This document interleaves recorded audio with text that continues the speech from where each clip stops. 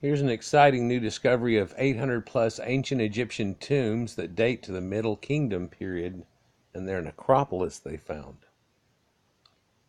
along with some nobility burials like this one that's shown here in the picture. The Egyptian Ministry of Antiquities and the Supreme Council of Antiquities have announced the discovery of over 800 ancient tombs, which include some completely new findings.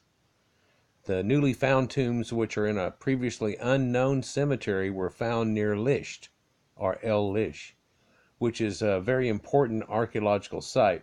They're an exciting discovery, and it's expected that they would help researchers to understand better how people in the Middle Kingdom period of ancient Egypt lived. Lish, or El Lish, is actually a small village due south of Cairo at Giza on the edge of the Saharan desert. Once it was the capital of the Middle Kingdom, and it was known as Ijatawi. At that place, there are a series of Middle Kingdom elite burials, as well as two pyramid complexes which were constructed for the pharaohs Amenemhat I and Senusret I. There are a lot smaller pyramids and tombs which belong to high officials, mainly from the 12th and 13th dynasties, and in the locality area. An extensive necropolis there many ordinary Egyptians have been buried is also in the area, and the Middle Kingdom grew from around 2030 to 1650 BC and was considered a golden age for the Egyptian art as well as culture. They have the ancient period, then the interim, and then this is the Middle Kingdom, then they have an interim and a late period. Each one of those are periods of extreme growth and being well off. The discovery of tombs in the small village is a result of years of research. Some researchers from the Metropolitan Museum of Art studied satellite images of the Giza area, and they started seeing something worrying. They noticed evidences of looting pits, according to National Geographic. These pits indicated some extensive looting, but the researchers also knew that there was no documented archaeological site at this exact location. The expert also believed that the looters had found a previously unknown archaeological site that both dismayed and excited them. Supposedly, they looked at this at a new overhead satellite view of the area, and knowing the area real well, they're like, "What's all this over here?" And it turns out that looters had gotten a hold of it.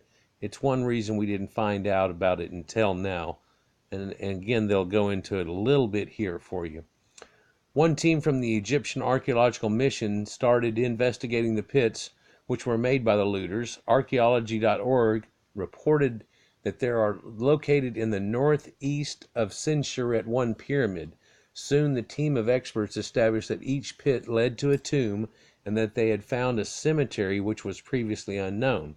The Egypt Independent reported that the cemetery is carved inside of the rocky edge of the mountain, and the tombs were already looted on the period after the Egyptian Revolution recently in 2011. Many sites were plundered, and indeed that causes a problem. One joint team from the Ministry of Antiquities as well as the University of Alabama in Birmingham previously started to survey the greater site, and the investigators started in 2014, but it has been stopped as the funding of issues and only resumed again back last year in 2017.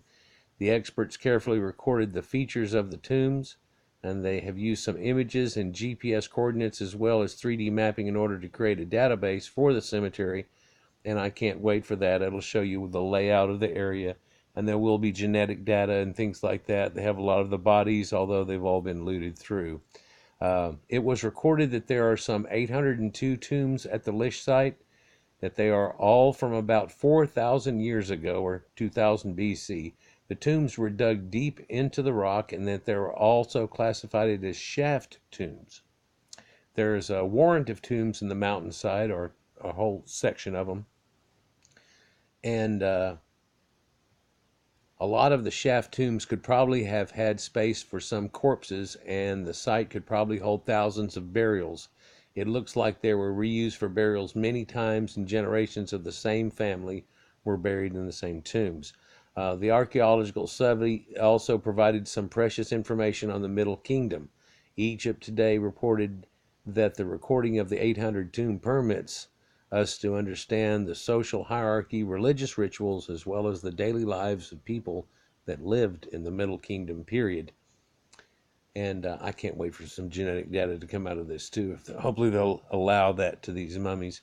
Murals, pottery fragments, as well as human remains can provide investigations with a great deal of information and details on all aspects of the era. Daily News Egypt has reported that the mission is now working on restoring parts of the cemetery from the looting.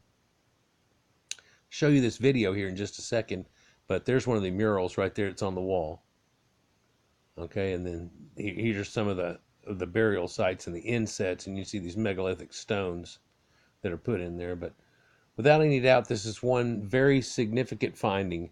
It is going to add to our knowledge of a fascinating era. The tombs may longer contain treasures, but they are permitting researchers to make discoveries about life in the Middle Kingdom period. Experts who are using the latest technologies also have the ability to reconstruct the tomb, and this is also permitting us to understand the mortuary practices and even the daily lives of ancient Egyptians. The find is giving us a wider picture of a Middle Kingdom cemetery, and it's also expected that some other discoveries at the site are going to be made very soon. Now let's look at this if we can.